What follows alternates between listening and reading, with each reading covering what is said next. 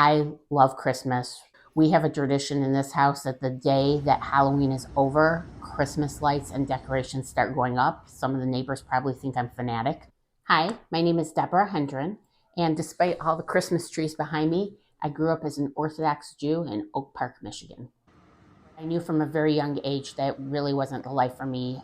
There was no ability to be an individual or express oneself, and there were a lot of restrictions and little opportunity to be creative or see the bigger world. I don't know that I verbalized that I didn't want to be Orthodox, but I knew I wanted to be like everyone else.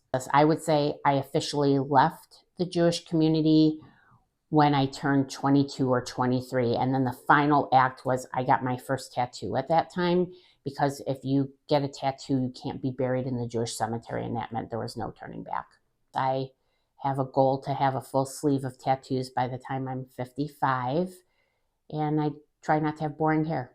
And for a long time, I really rejected anything that was a Jewish tradition or part of the culture. And over the last few years, I've really been able to embrace it. I think that you can identify as being a Jewish person and celebrate the things that you want to without believing that you have to have a structure and such a rigid life without being yourself. I'm not fasting to atone for my sins on Yom Kippur, which is a really important Jewish day, but I'll light a menorah, and I don't think that it has to be a contradiction between also having a Christmas tree.